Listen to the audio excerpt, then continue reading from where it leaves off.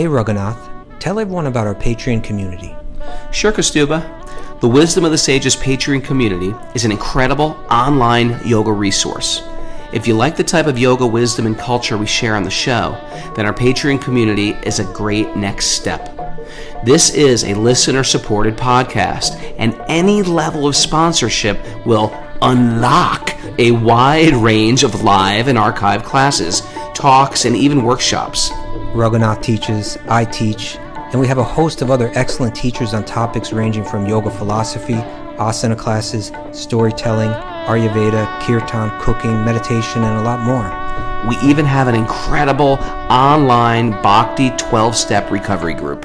So if you want to check it out, go to patreon.com/wisdom of the sages. All right, let's get it on. Om Namo Bhagavate Vasudevaya. Om Namo Bhagavate Vasudevaya. Om Namo Bhagavate Vasudevaya.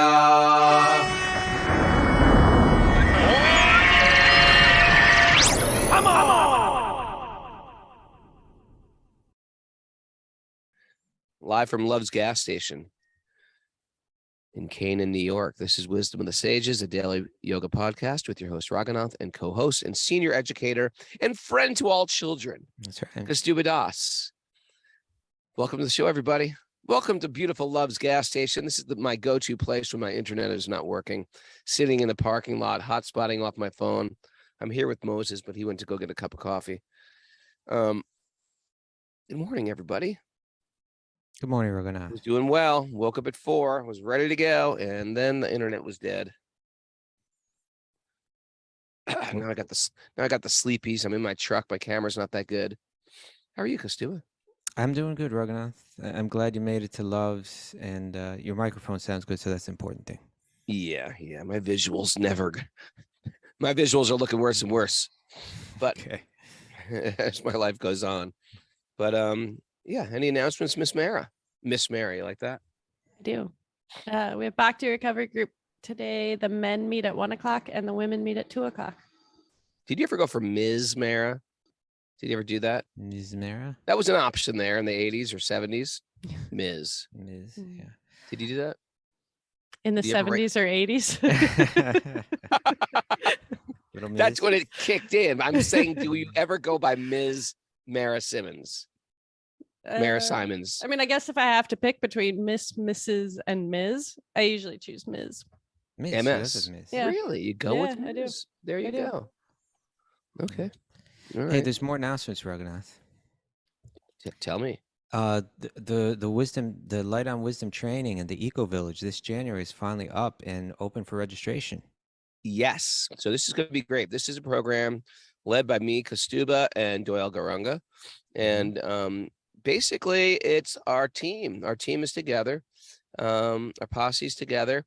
It's for 2 weeks. It culminates in the Flower Festival in Mumbai with Radhanath Swami. Mhm. You can't ask for anything more than that. It is the pricing is set up specifically so everybody can come. It's a minimal price, and you leave a donation to the teachers. And it's a great way to spend some quality time in India.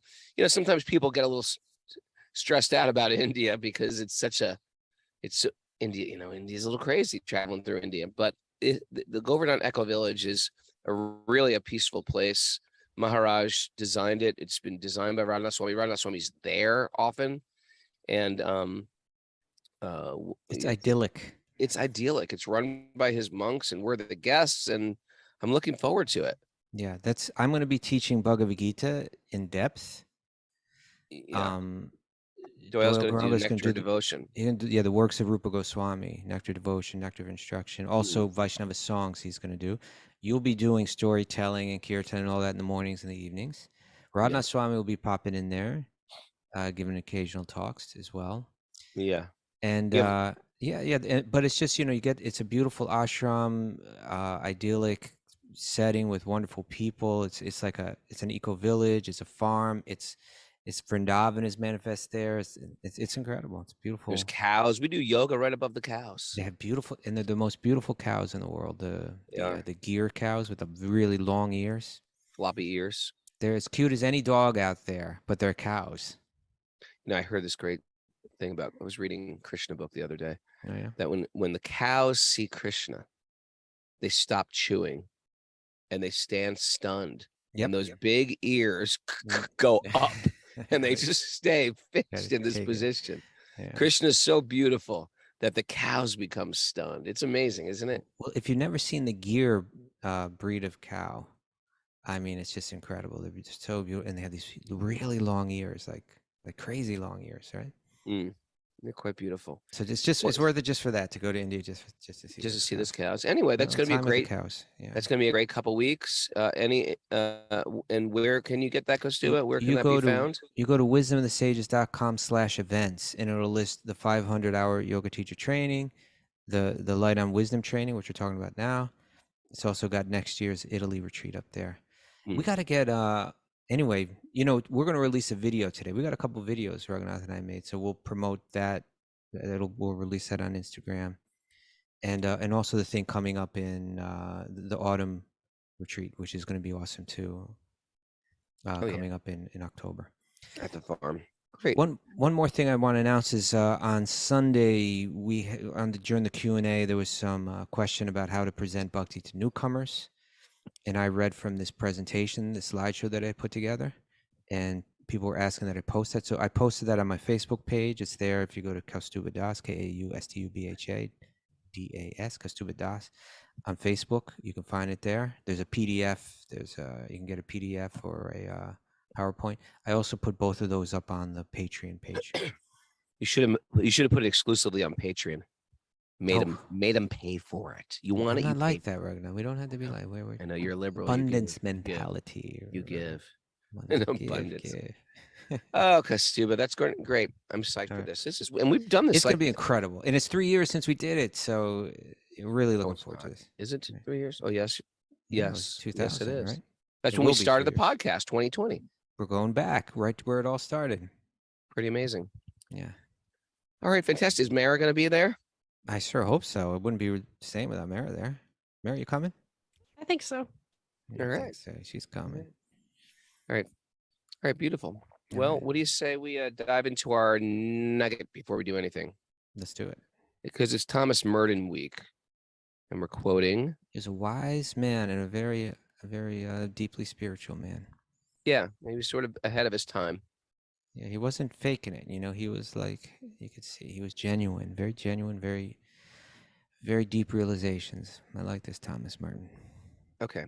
Reason is in fact the path to faith. Mm-hmm. Reason is in fact the path to faith. And faith takes over when reason can say no more. Yeah, there you go. You like that? I like it a lot. Yeah. People see these two. Sometimes people approach reason and faith as if they're opposed to one another. Sure. Or as if they're opposites. He's saying that your faith should be based on reason, right? It shouldn't be blind. It shouldn't, there should, you're taking, just like we discussed, like when we approach the path of Bhakti, right? There's a lot of philosophy there. There's a lot of practices there. There's answers to that you can apply and look at your life and see if it makes sense. Then you can begin to practice it, apply it, see if it works, See if gaining control of your senses, gaining control of your mind is actually, making sense, and these literatures are leading you in the right direction. But they're also going to point to that which is beyond, that which is transcendental, which is beyond your mind, your experience, and even beyond your reason, in the sense that it's things that you can't figure out with reason.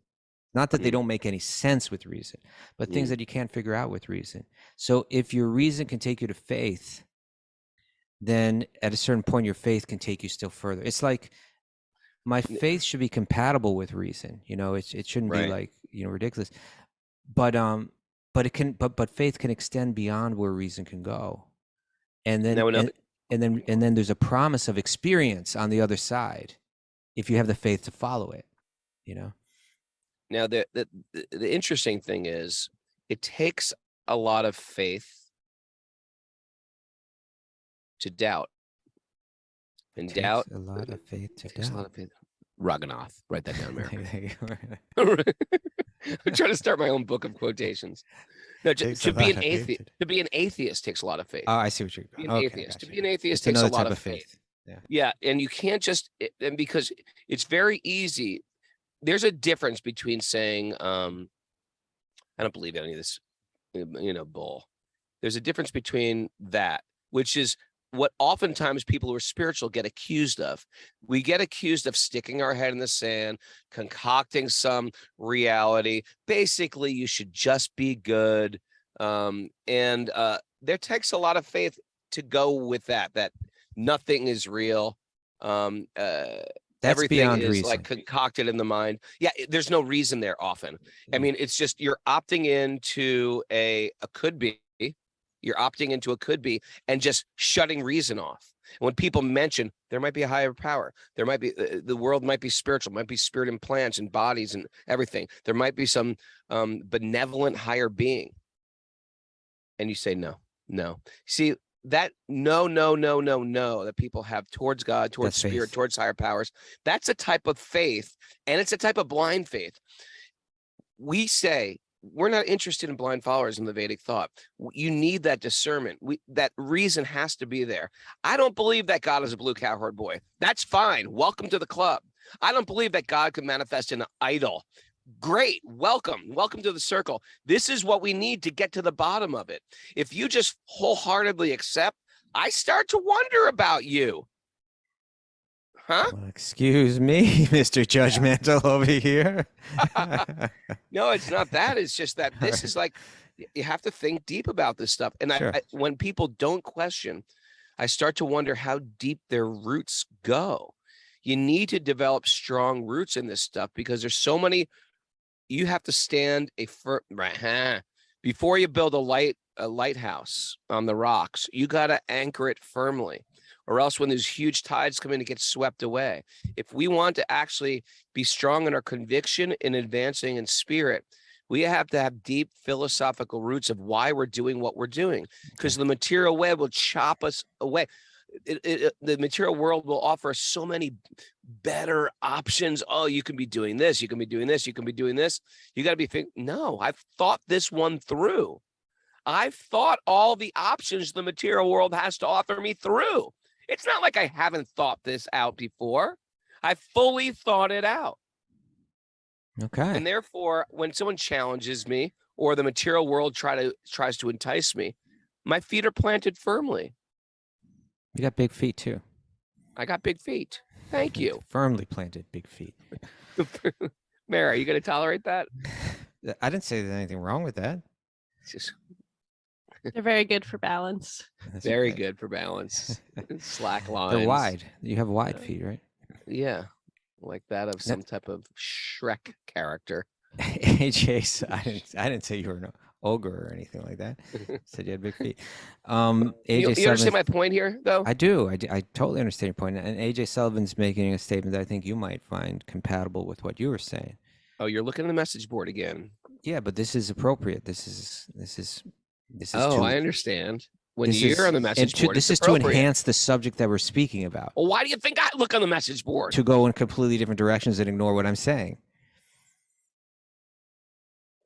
Continue. Look, you got lost. You didn't even hear what I just said. You just got lost in the message board. That was the most. I'm not even ridiculous. on the message board. Okay, here's what AJ Sullivan said. He said there's a lot of overlap on the Venn diagram of religious zealots and hardcore atheists. Right? They kind of fall into the same category. Thank you, AJ Sullivan. Yeah. On the Venn diagram, it's like I doubt everything. Yeah. I believe everything. I get it. It's both. Yeah, it's belief in both. They're actually both beliefs. You really both have types of faith. You really have to think this stuff through. Okay, Raghunath. Yeah, well, there you go. Or you don't last. You just don't last. The material world is too attractive for a lot of people. Matter is too attractive. Bewildering. Prabhupada said that famous quote, like, "Don't be surprised who comes. Be surprised who stays." Okay. Because you're saying that their faith wasn't firmly rooted in reason. Sure. Okay. Some people just want to join a club. It's fun. I like to dress up in beautiful clothes. You know, I like to be celibate. It's great. All these, all these type of things that are so attractive. I like vegetarian cooking. Whatever it is, we need. It is a wonderful culture, but our and that's what we do here in the Bhagavatam. What do we do? We're trying to understand the depth of this stuff so we can apply it to our life. Okay. The philosophical underpinnings that are making us follow a particular path. Rising early, driving to Love's gas station at, 5:40 a.m. so we can get online and do the show. I mean, that's how faith is built, right? You follow something a bit. You see if it's where, someone gives you a map and you're following it, it's getting you where you want to go. Your faith starts to increase in it. And you say, oh, okay. This thing seems to work. Let me try it some more. Yeah. So we apply this stuff, see how it works in your life. If it doesn't do you any good, then drop it. But hey, if it starts to work, maybe there's something to it. Apply your reasoning to it, right? Yeah. Let's do a Let little reason right be now. your friend. And that's the beauty also, is we accept that we apply our reason, but everything, the spiritual world is outside. There's a lot of reason to get us to the doorstep, but we're never going to be able to understand everything because using my reason, I understand my senses are limited. That's another thing about the empiricist view, that you can figure everything out with your senses. You can't. How can you? There's things you can't see. There's sounds you can't hear. That's reasonable. That's very, very reasonable. Yeah. Why should the Supreme Personality of Godhead just appear in my passenger seat because I demand him to? It's reasonable that he doesn't. Yeah. A lot of people won't appear in my passenger seat if I demand them to. What to speak of Krishna? I don't know if I would. Yeah, you wouldn't. Maybe I would.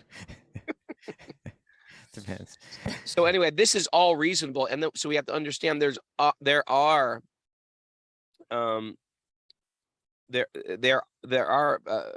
facets of understanding Krishna. They're going to be on the material, blunt senses, and that certain things come through revelation.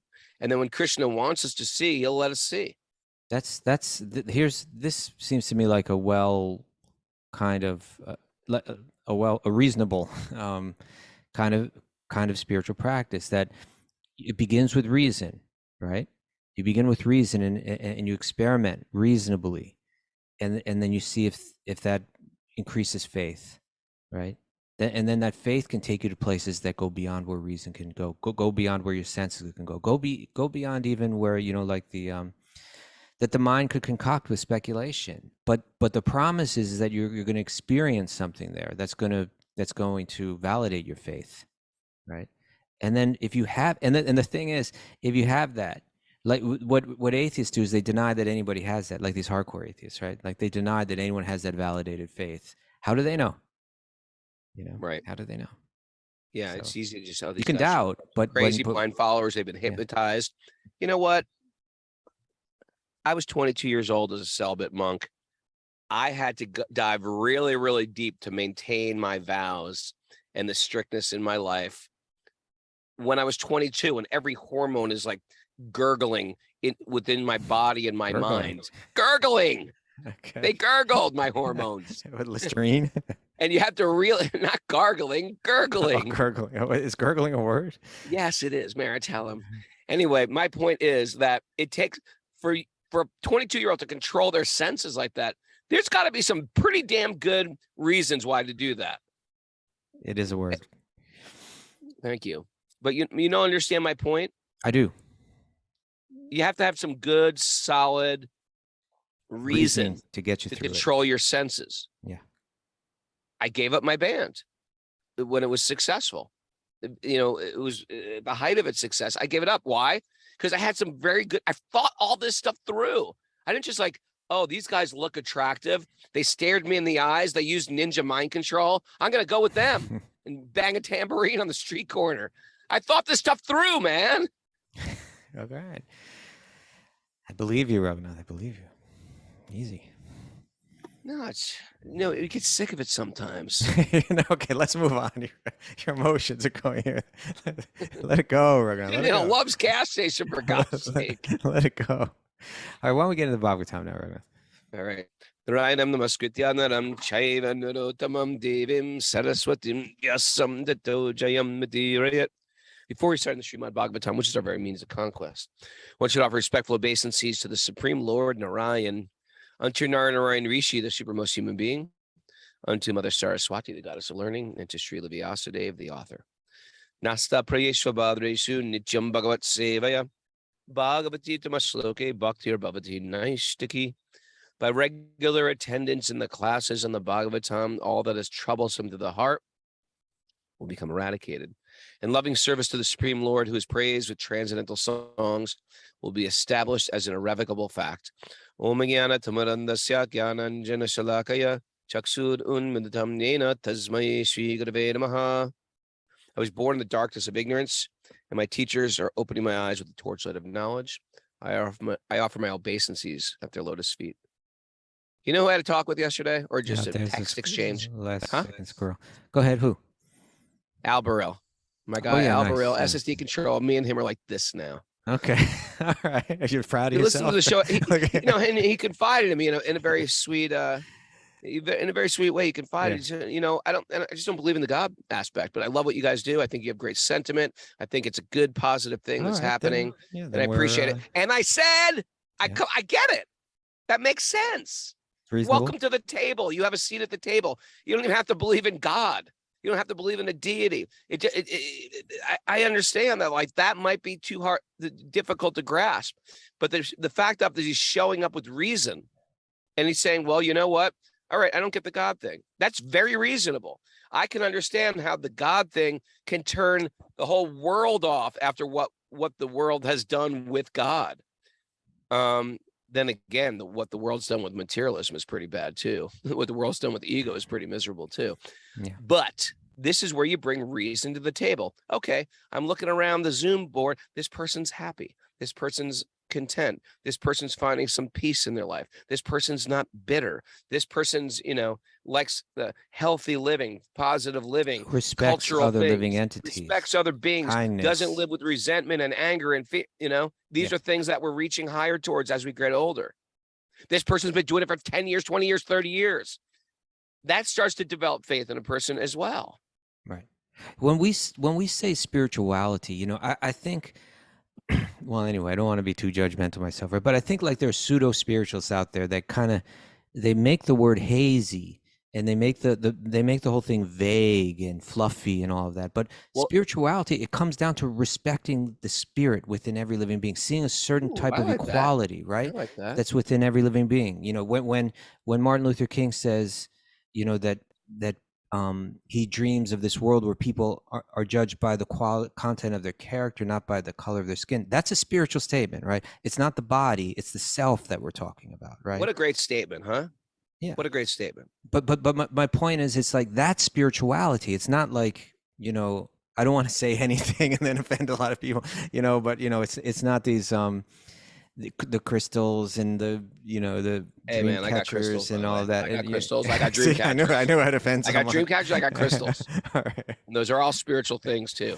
But that's spirituality, right? Understanding that if something's born and it grows and it reproduces and it gradually grows old and dies, that means there's a spirit inside that made that happen. That's our faith, right? It's a reasonable faith.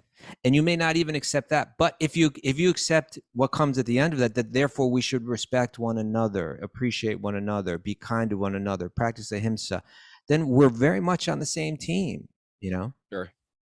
All right. Sure. Yeah. Welcome to the table. That's what I say. Welcome to the table. We're supposed to come in. We're supposed to show up with our doubts.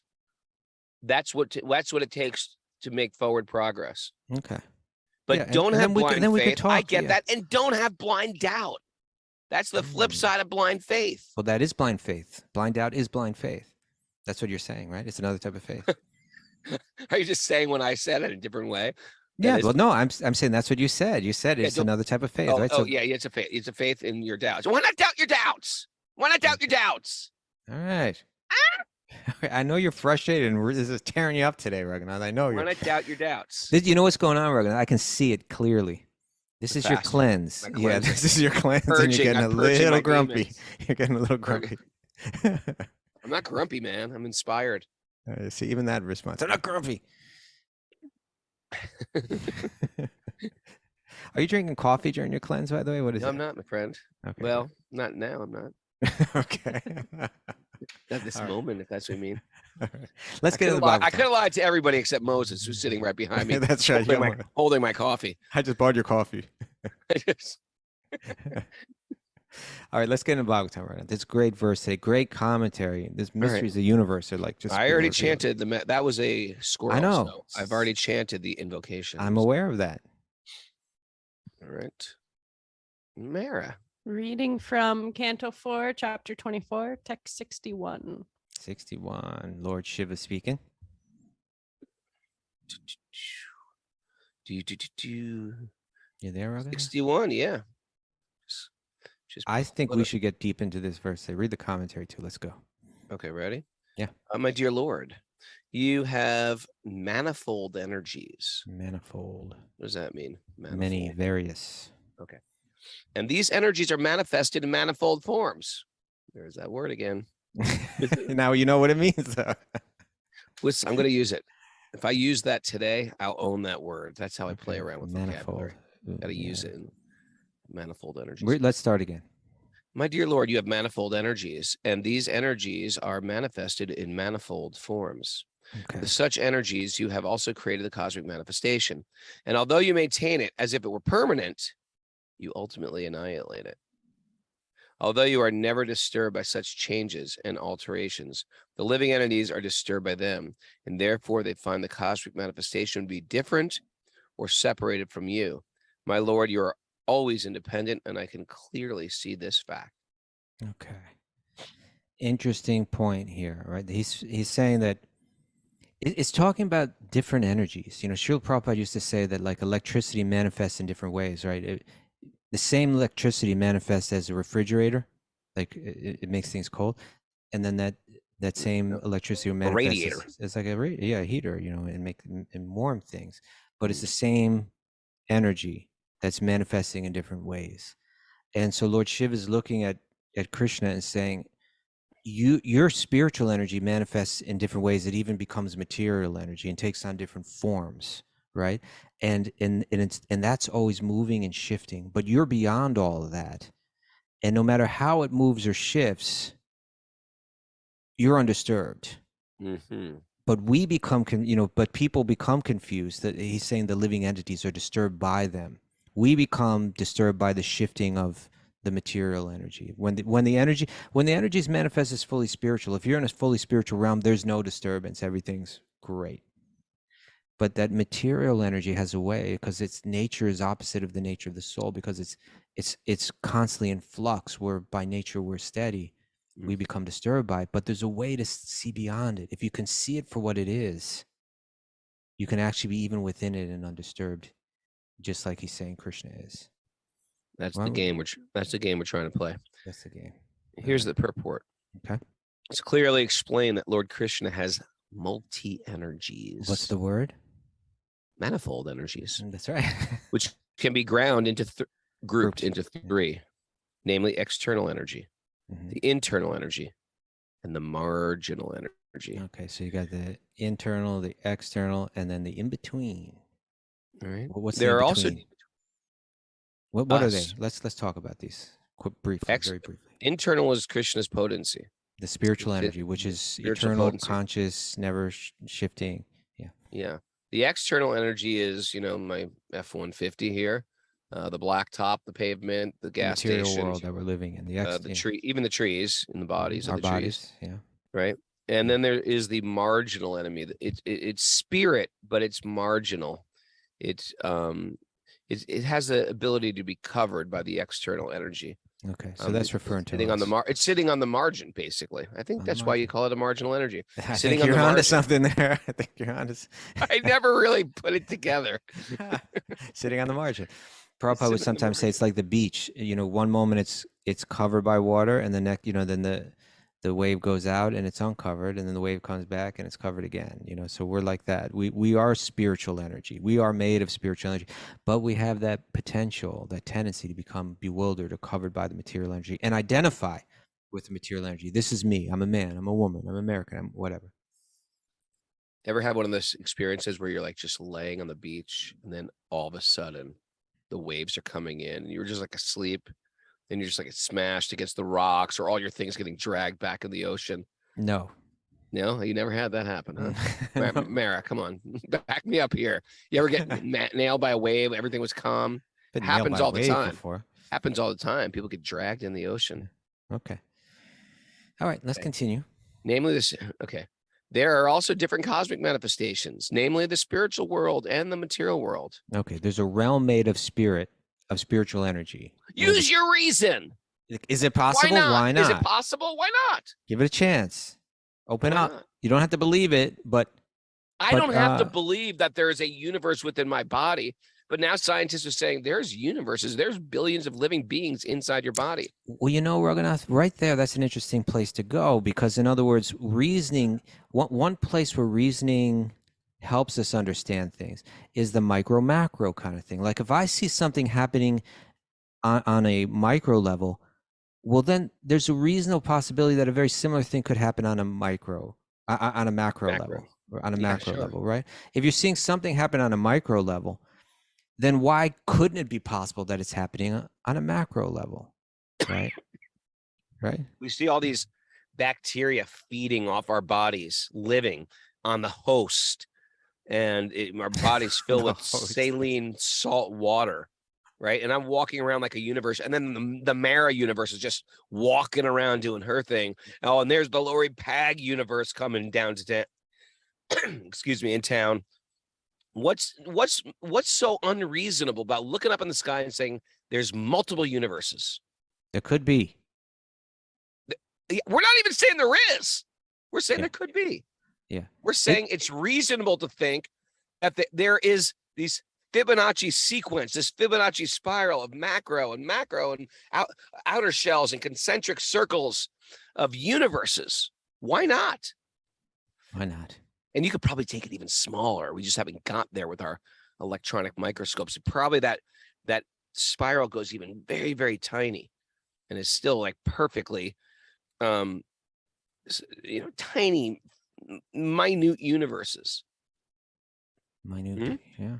Yeah. Well, I think it's in this commentary. If not, I'll try to find where. But I think Prabhupada's going to say it's just like,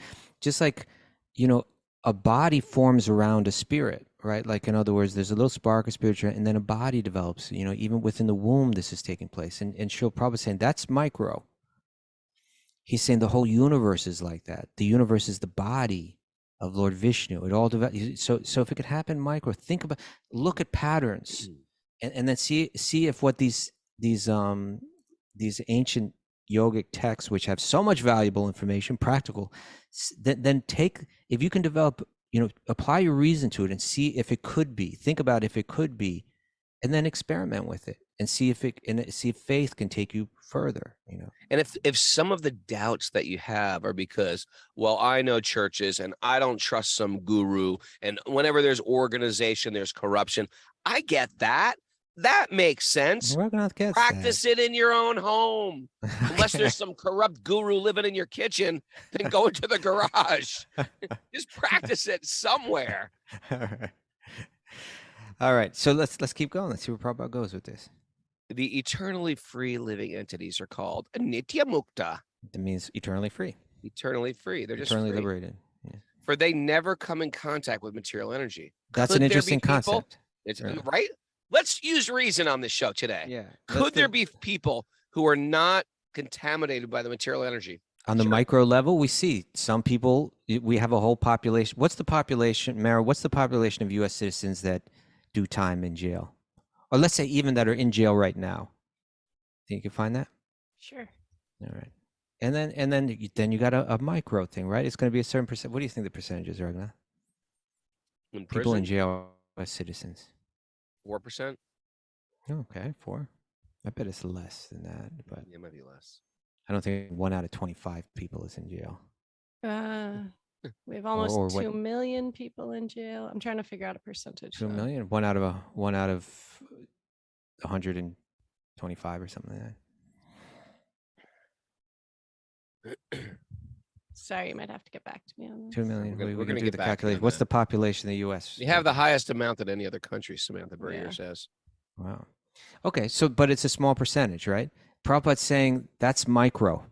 He's saying on a macro level, you have a similar thing. We are actually the prisoners, right? This we're trapped. It's us that get trapped within the world of made out of the external energy. That's a prison, right? But he's saying that there are other people that never go to jail.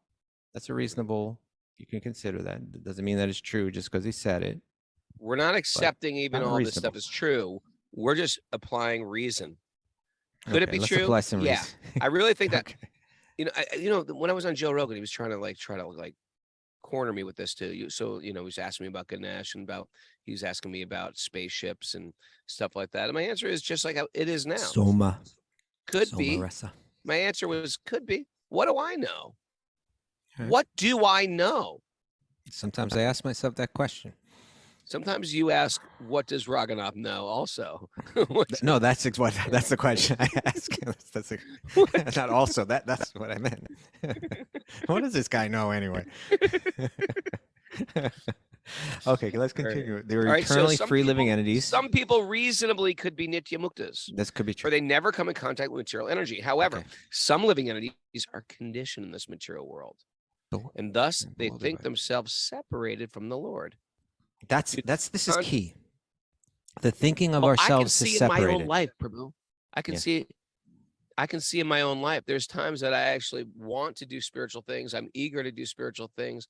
I feel myself a spiritual being. I want to keep the conversation high, my consciousness high. And then there's times I just want to turn away from God. I want to forget about God. I can see how, I get this.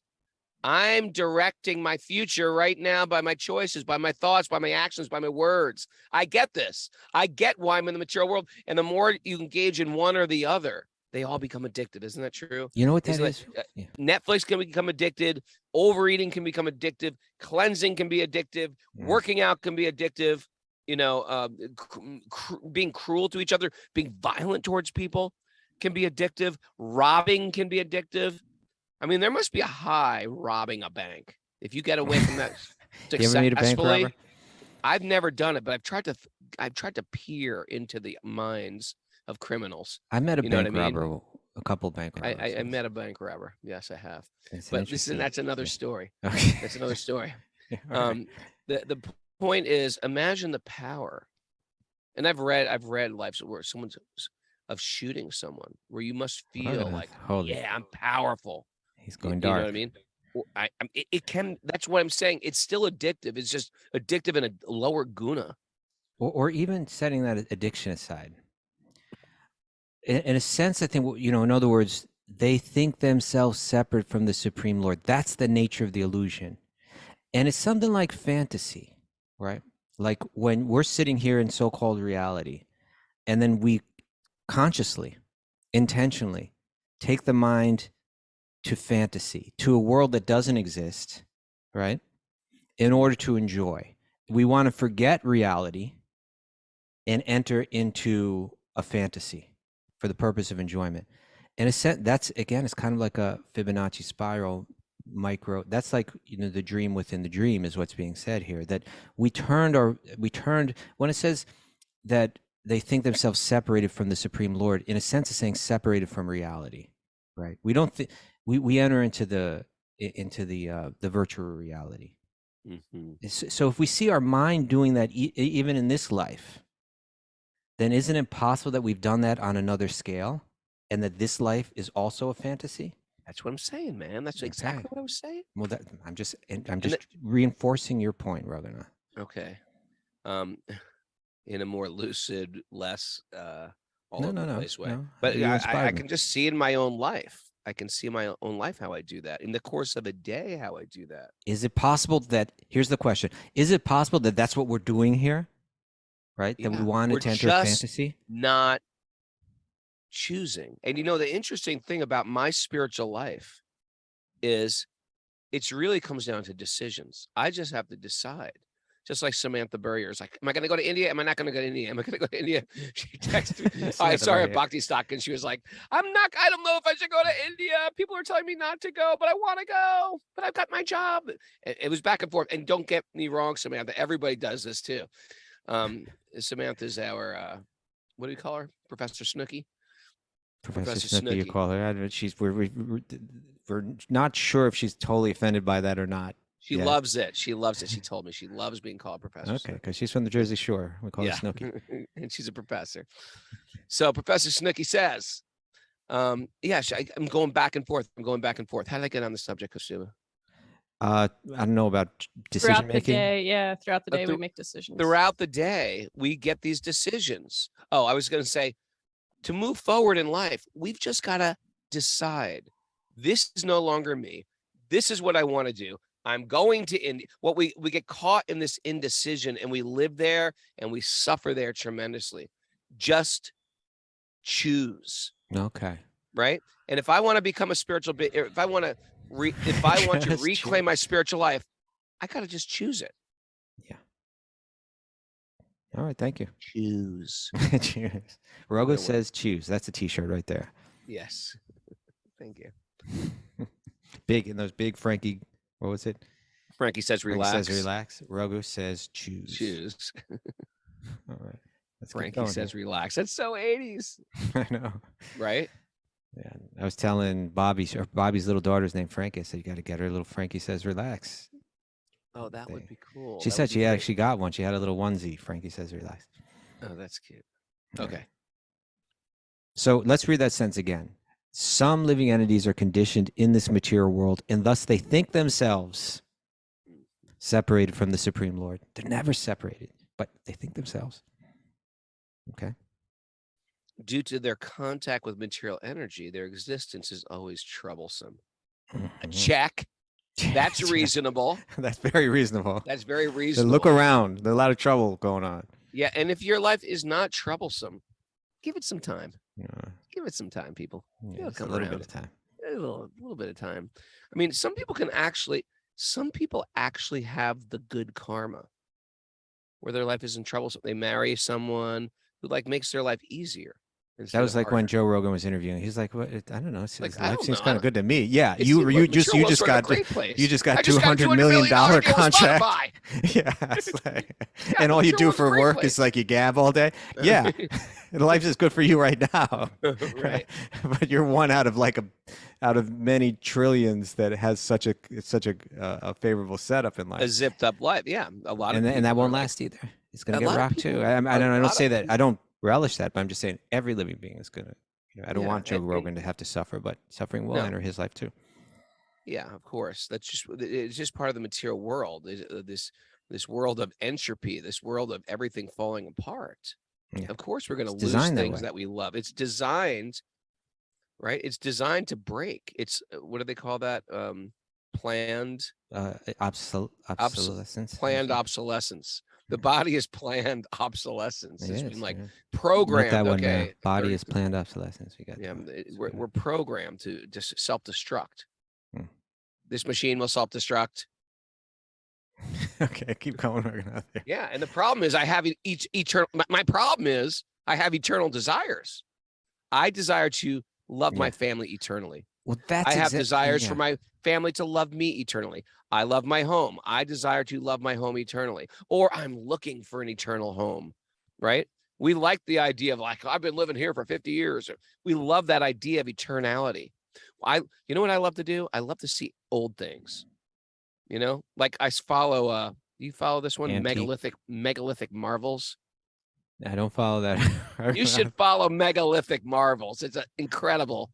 They're just like these ancient structures that have just discovered that, people, we don't talk about these things. There's these giant megaliths, these giant massive buildings that were built in ancient times. Who built them, Quite Raghunath? marvelous. Here we go. You ready for this, Mayor? Who built them? Who built them? Well, probably demigods. You might call them. You might call them aliens. Aliens. Okay. Yeah, but I call them demigods. Okay. No, but what you're saying right there, that's just what Lord Shiva was saying. He's saying, he's praying to Krishna, saying, you are never disturbed by such changes and alterations. That's the nature of this world, is planned obsolescence. but the living entities are disturbed by them, right?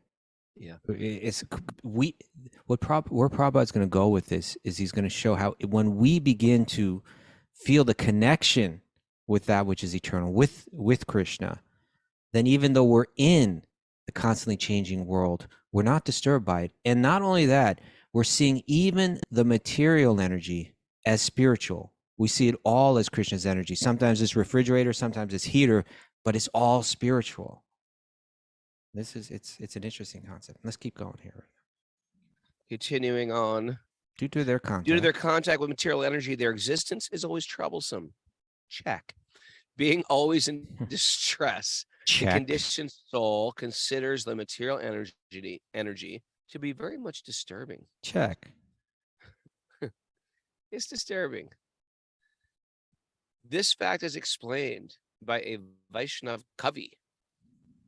Kavi means like a poet. This is actually, it's a verse. Boli se jiva anandi bari mukha atai vamaya tare deya samsara dukkha.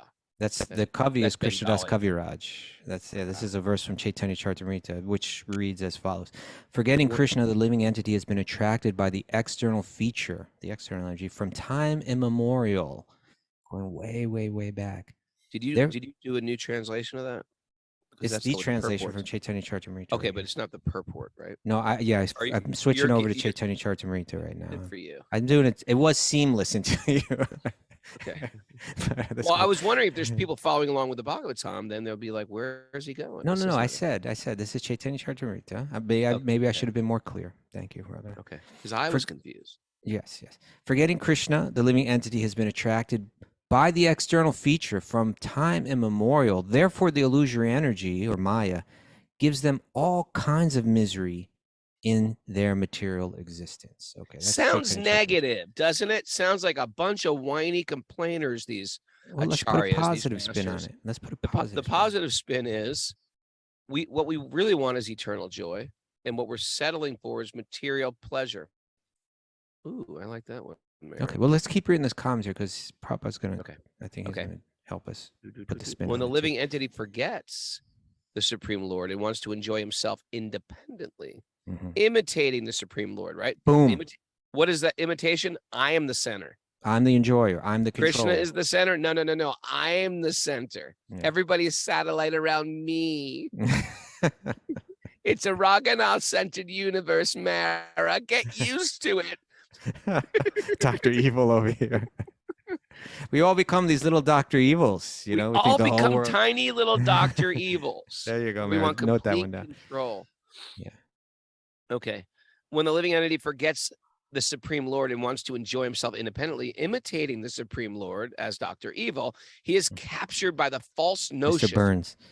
that he is the enjoyer and is separated from the Supreme Lord. I'm the enjoyer. It's interesting. Yeah. I think we could say like this, the enjoyer, right? It's like we're all enjoyers. We are all Purusha, but then there's the Purusha. Sure. Right? Through whom, when we're centered around, everyone enjoys. But we think I am the enjoyer. It's very interesting. Interesting, right? And that's a fact. I think we're onto some of this. We need to look into our own heart and say, how much is Dr. Evil in me, right? Like, how much do I want the world to revolve around me? Or, that's the Dr. Evil side. Or how much am I not only happy, but blissful to revolve around that divine center? See, right? I feel like I got a little Thomas Merton in me and a little Dr. Evil. Yeah, I feel like that. And they're both like trying to drive me. No, go this way. Make this choice, Raghunath. They're both bald, right? Rob a bank. And they're on either side here. I was like, wait, that was Thomas Merton? Which one was that? That was Dr. Evil. Thomas Merton told me to rob a bank.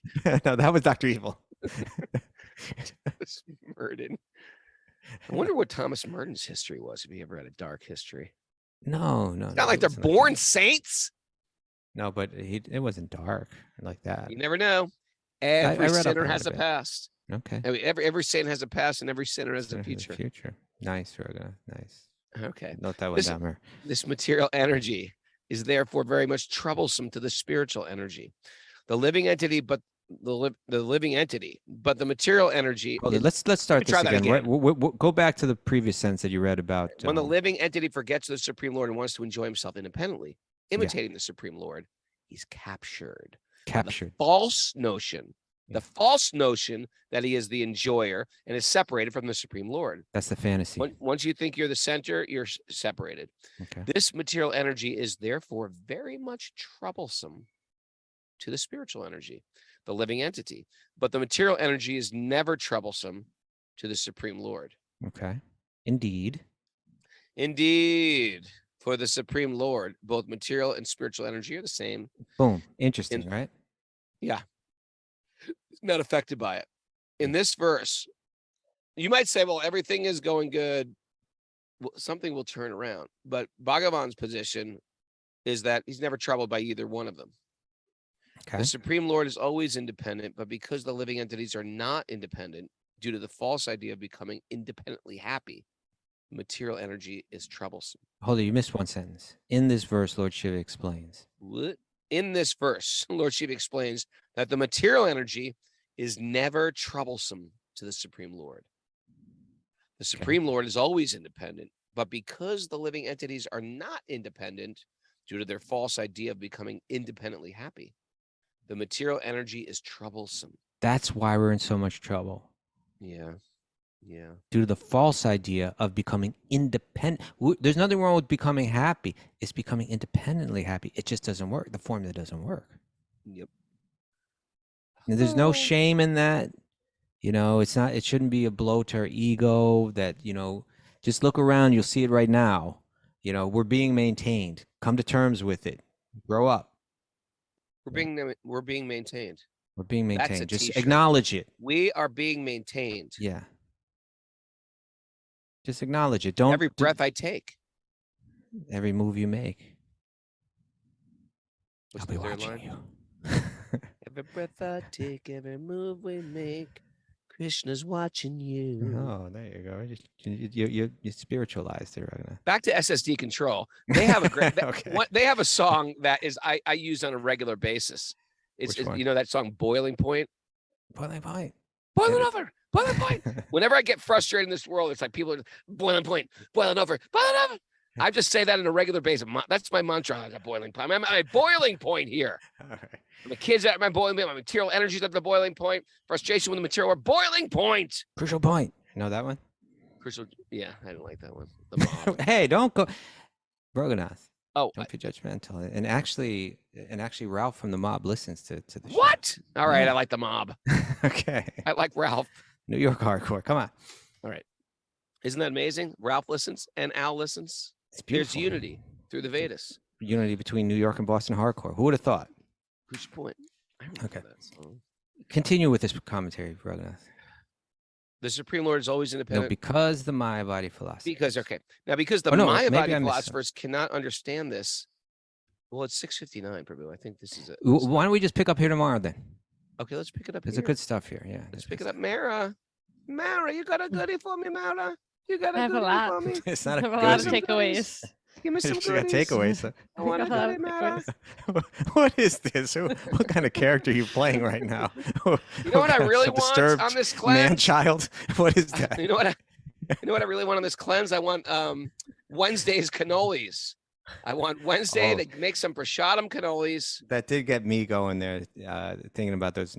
Well, when I Napoleons said, and all "Can you that. make a cannoli?" She goes, Nothing. like, yeah, like almost like laughed at me. Of Because a course, I can make- cannoli's not as delicate as those other pastries. It's like, She can make Napoleons, man. I know That's delicate. I know. That's delicate stuff. I- And how did we get talking about that? That Oh, was goodies. just Give me another some squirrel. goodies, Mara. Give That's me why some we call 'em non-edible takeaways. goodies. That's why we call them takeaways. So you don't go off on a cannoli rant. That's right. Oh, good one, Mary. Good. You can have Krishna Prema or Cannoli Loca. You choose, Mr. Raghunath. You're about to enter the spiritual realm. What choice will it be?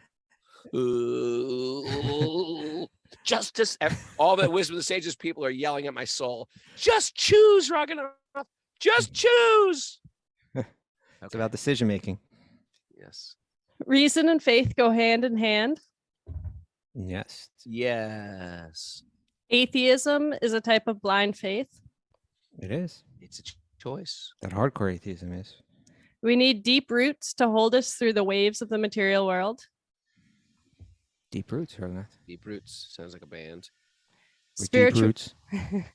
It's kind of like a reggae We're the band, Deep right? Roots, man. Like a reggae band. We're Deep Roots. Deep roots. Spirituality is about respecting all other spirits. It's true. See it that way. Yep. Show up with your doubts to make progress. Okay. We're Don't get- Progress. Progress straight edge from Tampa. Don't get caught living in indecision. Don't get caught living Indecision. in They were a oh, band too. Also, I'm sorry. Yeah. What was that, Goody? Don't get caught living in indecision. Right? Yeah. The body is planned obsolescence. Yes, it is. Yeah. If We're there- planned obsolescence from Harrisburg. You're gonna do that with everyone today. We're gonna let's check the next one. See how If it it works. works, Let's see if how it this one works, I'll do it.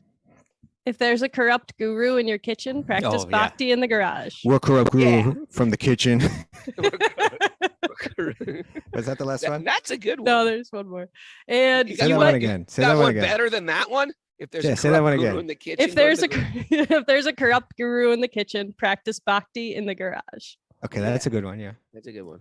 And you might call them aliens. I call them demigods. Boom. There you go. There you go. You might call them aliens.